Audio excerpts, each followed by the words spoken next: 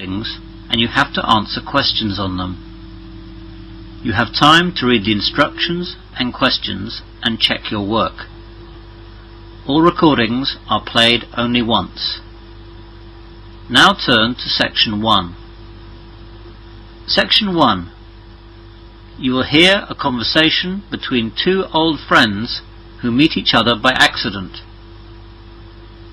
First, you have some time to look at questions 1 to 5.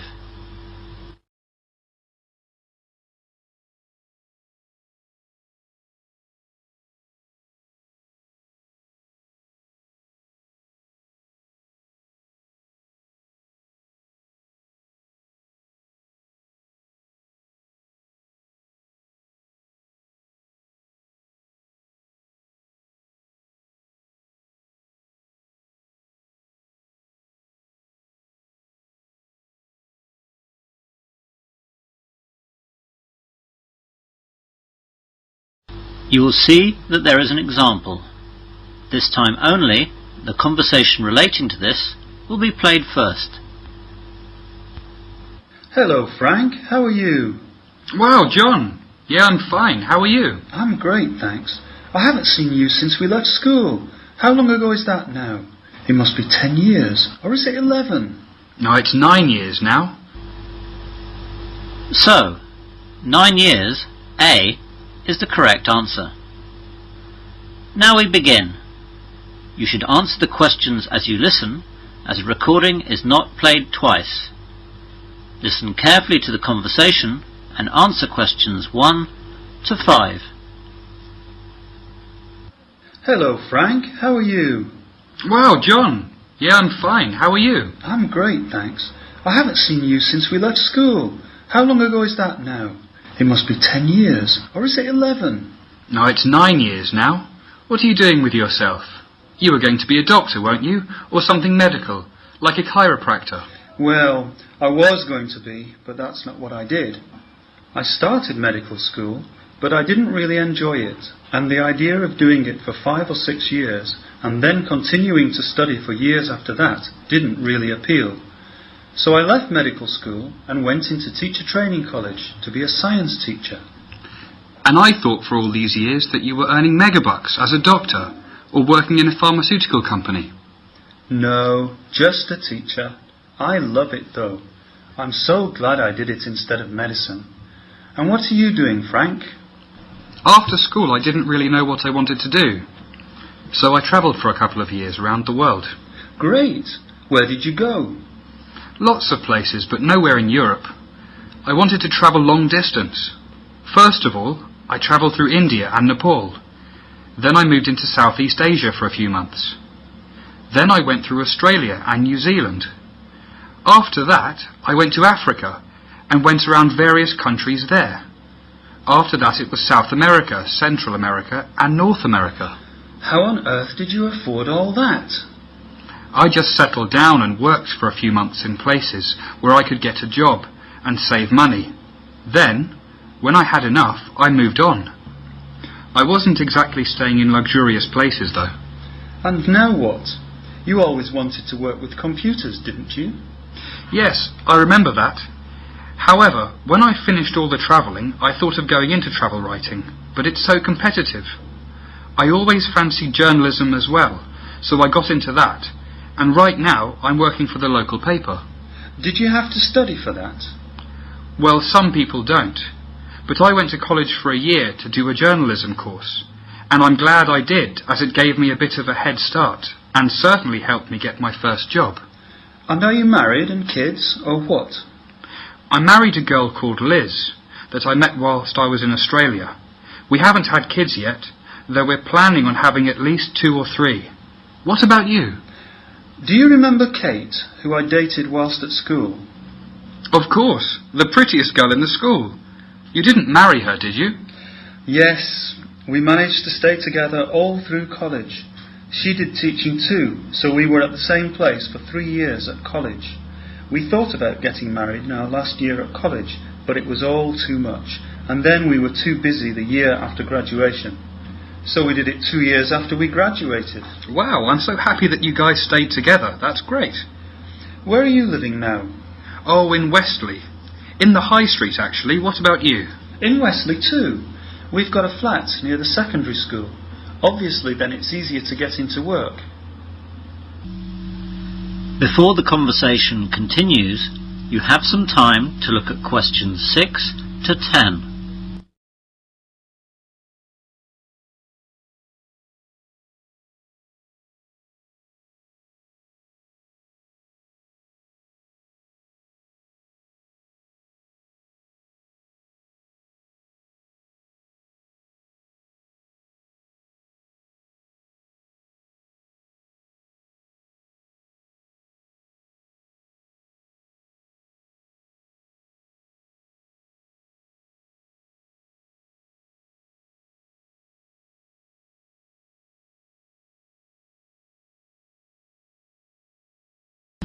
Now listen carefully and answer questions 6 to 10. Listen, why don't you and Kate come over for dinner sometime? That's a great idea. When? How about next Friday? Can't do Friday, I'm afraid. Both Kate and I have a parent-teacher afternoon on Friday after school, and then we'll have to do the paperwork in the evening. What about Saturday then? That would normally be fine, but our babysitter is away that night, and we won't be able to find one at such short notice. Why don't you and Liz come over for dinner at ours, and then we'll be able to look after the kids. You'll be able to meet them too. OK, let's do that then. Liz will be happy. She won't have to cook. I'll be doing the cooking when you come round. I love cooking. So, what time shall we come round? 8 o'clock? Well, we'll be home around 6:30 that night, as we're going out for the afternoon with the kids. I'd say come at about 7:30. Are you sure that's long enough to get things ready? Well, that'll be an hour. I don't need more than that. And what's your phone number, just in case? 01347 835 825. That's the home number. And the mobile is 07978 290 512. What about you? I've only got a mobile. It's 07623 963 957. What was that last bit again? I'll say it all again. 07623 963 957. And I'd better give you the address. Oh yes, that would help. We live at Flat 3, Evergreen Terrace. It's just past the church on the right. We've got a postbox opposite us and a doctor's surgery next door. I should be able to find that. Anything you don't like to eat? Well, I hate fish and seafood. And Liz doesn't care much for red meat. She likes white meat, though. How about chicken? That should be fine. Oh, yes. When you arrive, none of the bells are marked for security, and there are 4 buttons. You need to press the bell second from the bottom. Second from the bottom. OK, got that. I'll be able to buzz you in, and then come up to the first floor, and the door will be open. Great. Well, it's so good to see you again, John. I really look forward to seeing you on Saturday and meeting Kate again. And the kids, of course. Yes, and I'm looking forward to meeting Liz. See you Saturday then. Goodbye. Goodbye. That is the end of section 1. You will now have half a minute to check your answers.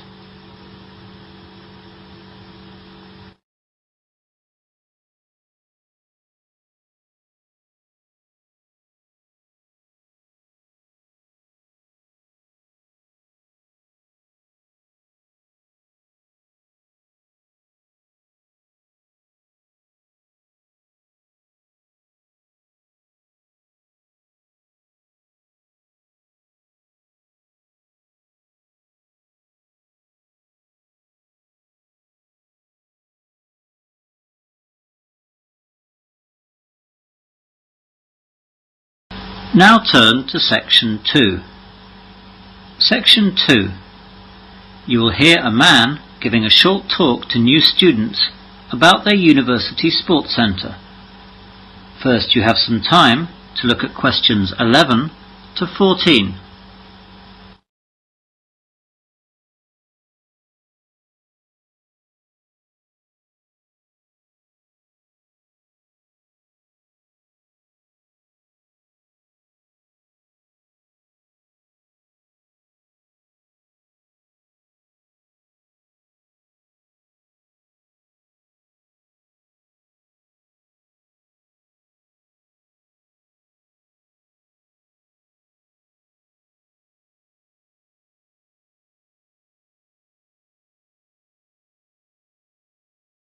Now listen carefully to the short talk and answer questions 11 to 14.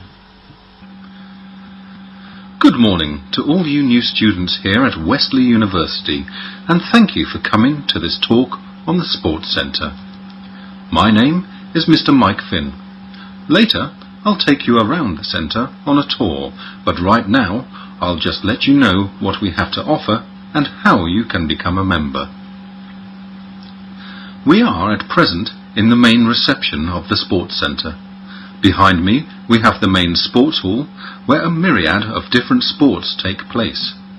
We have football, hockey, basketball, badminton, martial arts and netball, to name but a few. We are also planning cricket nets and trampolines in the near future. Aerobics, modern dance and spinning are also held in the main sports hall, and yoga classes are coming soon. There is a large schedule up on the wall behind me detailing when each sport is on. It also gives details of which sports you have to pay extra for in order to join in. Above us, and overlooking the main sports hall, we have our fitness room, which has all the modern weight training machines and aerobic training machines that you could wish for. At present, there are no running machines, as there have been a few accidents with these, and we are waiting for the university to work out its insurance as regards these before we get them back again. Round the back of the main sports hall are our 3 squash courts. These can be reserved at the reception. The one important thing with the squash courts is that you must not wear outdoor or black marking soles on them. You will be fined and suspended from the centre if you do. Next to that, we have the provisional site of the swimming pool. Details of that are posted on the Sports Centre newsletter, which is always available on the notice board. We hope that it won't be too long in coming. Outside the hall, we have playing fields where you can play football, rugby, cricket and hockey. You don't need to be a member of the Sports Centre to enjoy these playing fields, but you might need to join the individual sports clubs. Membership dues for these clubs are not usually very high, and it always includes insurance cover, so don't worry. You won't need to take out a bank loan to join them all.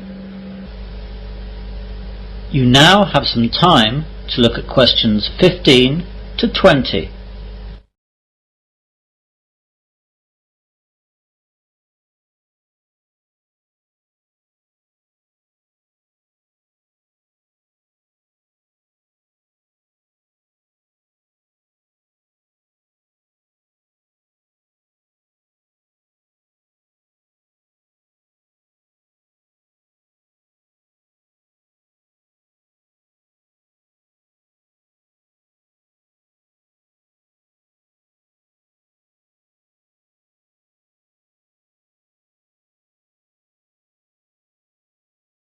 Now listen to the rest of the short talk and answer questions 15 to 20.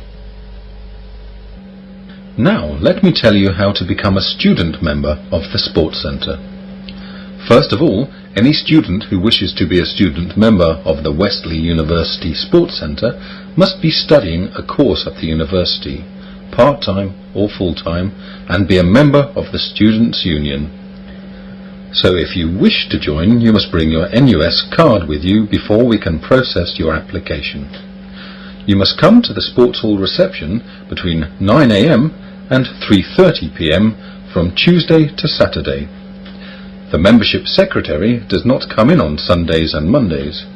You must present your NUS card, fill out the application form and pay the subscription. The student subscription for this year is £15. There is usually a joining fee of £5 to join the Sports Centre, but this does not apply to student members. You can pay by cash or cheque, but we don't take credit cards. You used to have to bring 2 passport photos of yourself, but we've gone digital now, so we can take your photo ourselves with our camera at reception.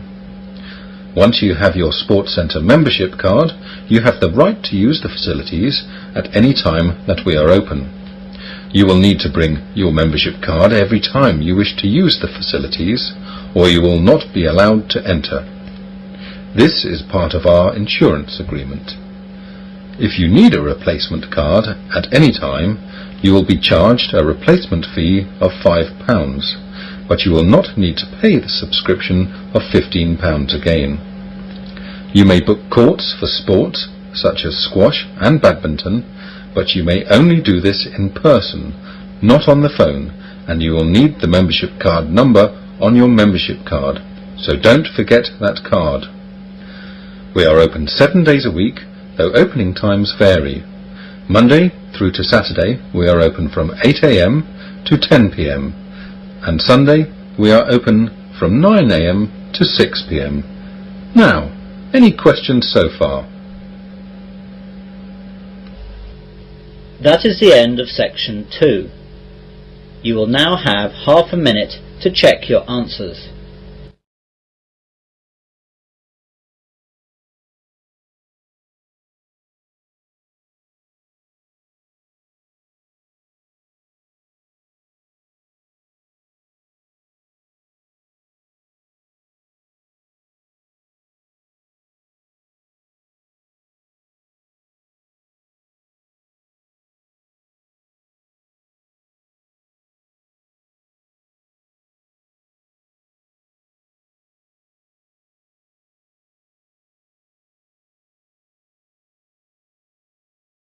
Now turn to section 3. Section 3. You will hear a university tutor and his seminar group of 3 students discussing their extended essays. First, you have some time to look at questions 21 to 25.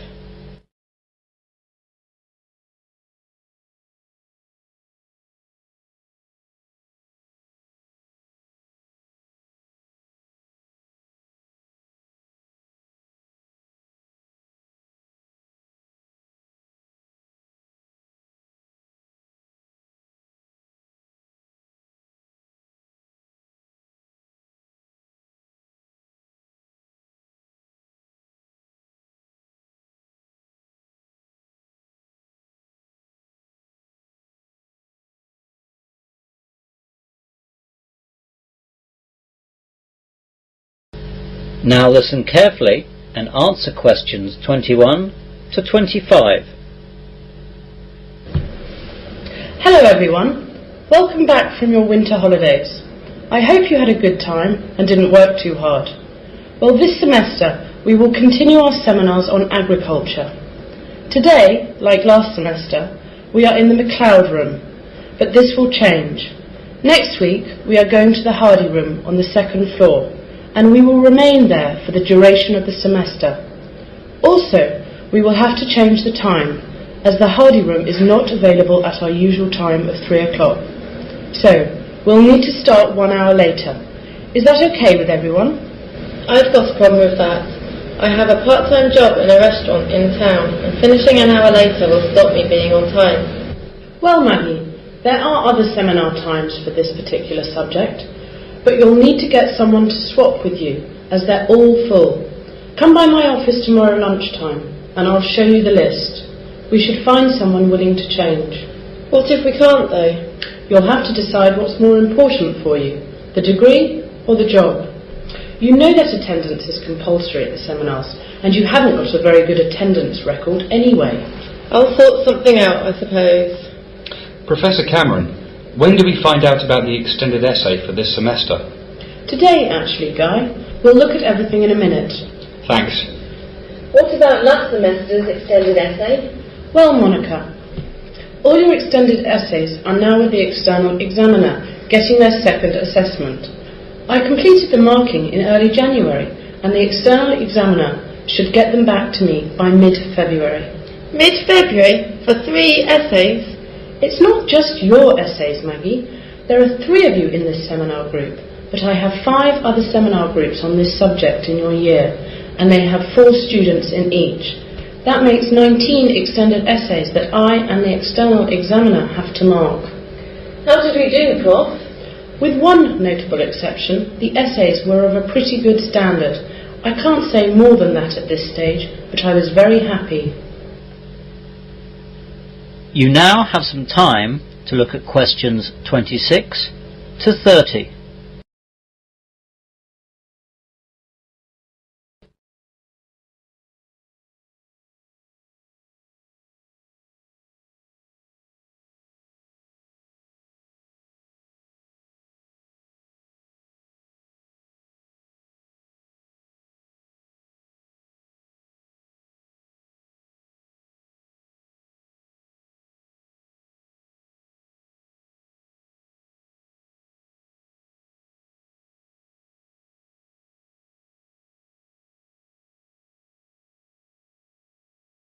Now listen to the rest of the discussion and answer questions 26 to 30.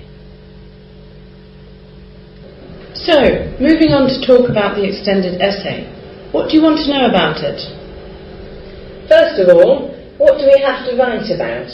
Next week, I'll bring in a list of titles which will relate to the first 10 seminars that we have this semester.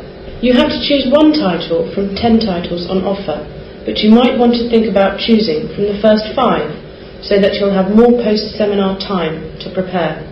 What about the deadline? I'm afraid it's not the 26th of May as we advertised at the start of the academic year, as that's a bank holiday. It's now the next day, the 27th. No extensions. We won't accept the 28th. Can we let you see our work before we hand it in? Yes, though we have a deadline for that too, in order to encourage you to get organised and started early. So, we will continue to look at drafts until the last day of April, and then after that, you're on your own to produce your final product. What's the word limit, Professor?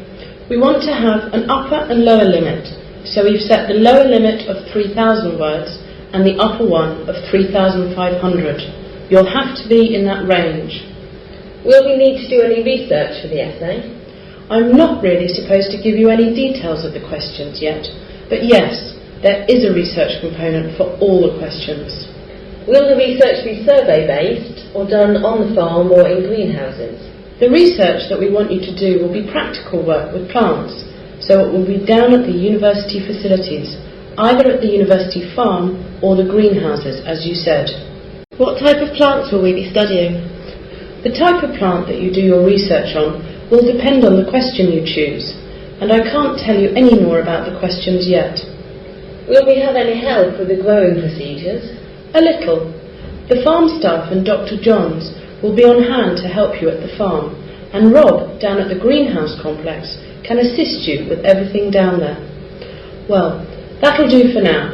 You can hang on until next week to get started. Today we're going to look at... That is the end of section 3. You will now have half a minute to check your answers.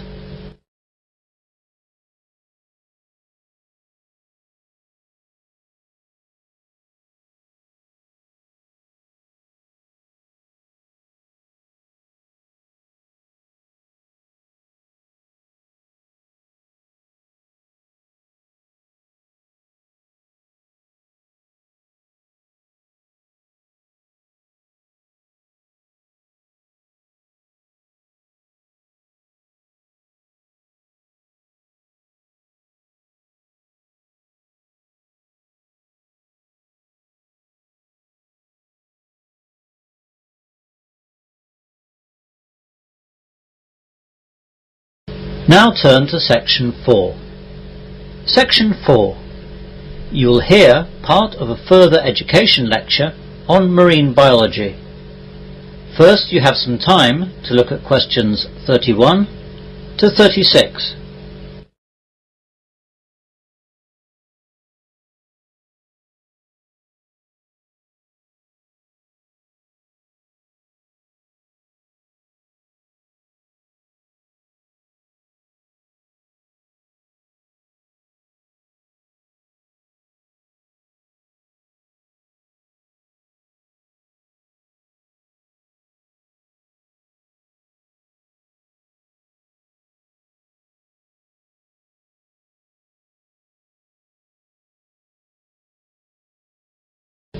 Now listen carefully and answer questions 31 to 36. Good morning everyone, and welcome to another further education lecture on marine biology. Recently we looked at the coelacanth, which people thought had become extinct millions of years ago. Today we are looking at another inhabitant of the deep, which we're pretty sure is extinct, though some people still think it exists. I think most people would hope it's extinct, as we are talking about the largest predator that ever lived on Earth. It is called Carcharodon megalodon, or just the megalodon. Megalodon was an ancient shark that may have been 12 meters long, or even more. There are a few scientists who estimate that it could have been up to 50 or 100 feet, which is 15 or 31 meters long.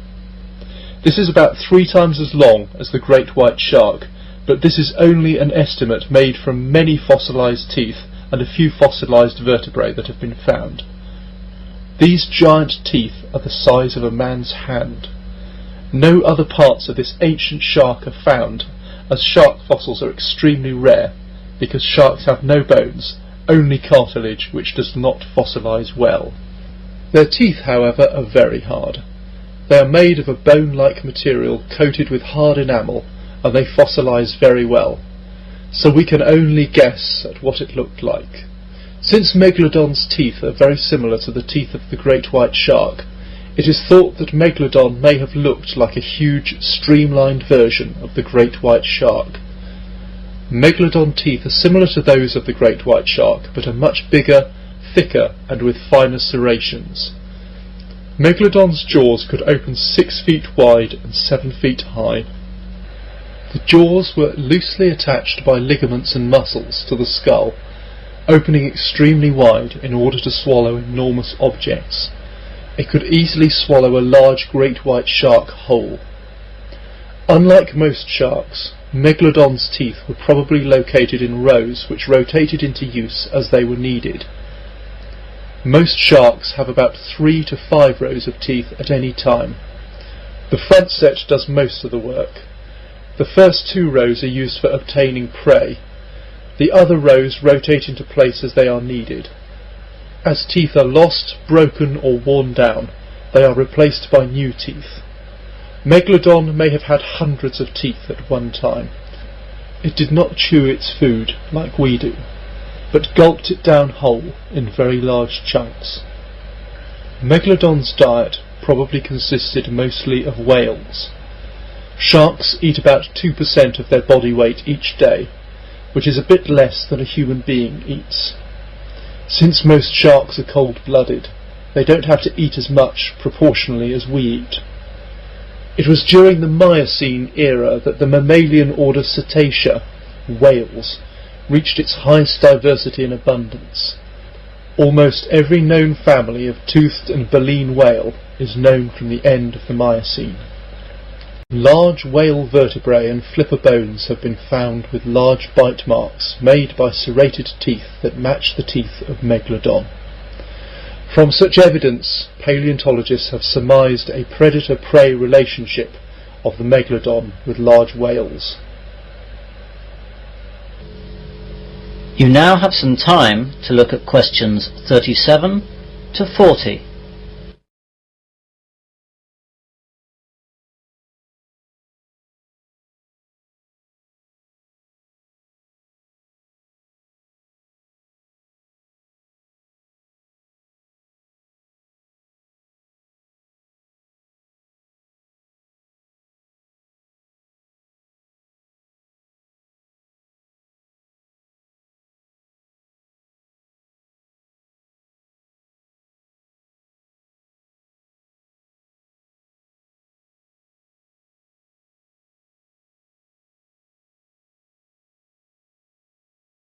Now listen to the rest of the marine biology lecture and answer questions 37 to 40.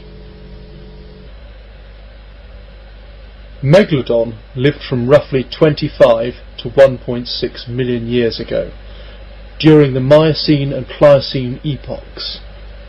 It is now extinct, but the exact time of its extinction is hotly debated, as some people believe that this enormous shark could still exist today. Almost everyone who has investigated the possible existence of the great megalodon realises that if it is extinct, it has only recently occurred in the geological record, as close as 10,000 years ago.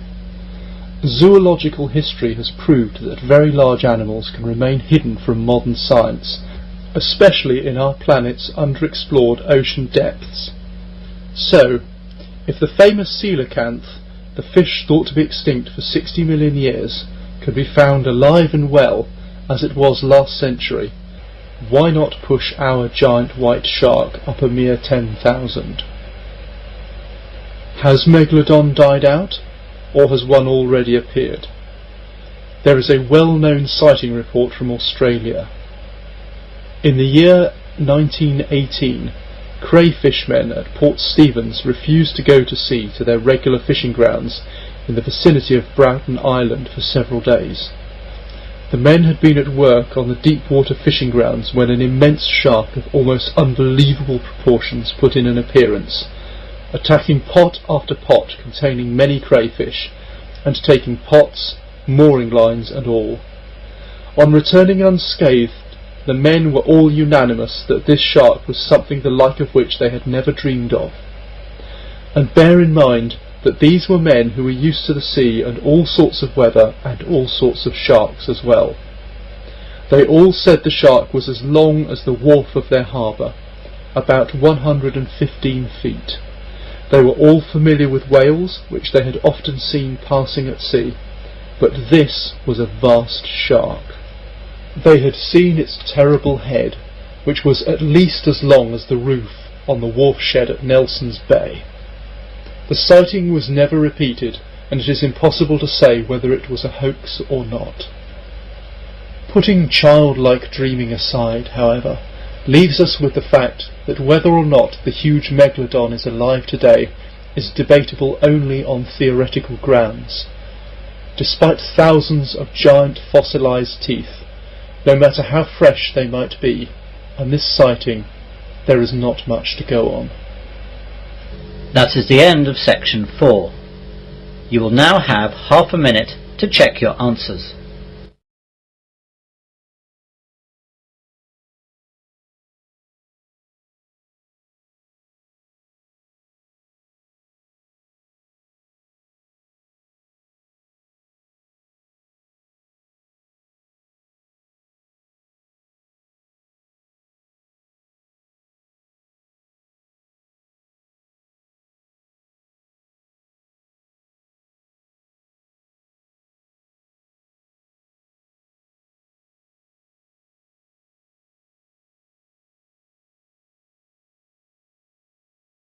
That is the end of listening test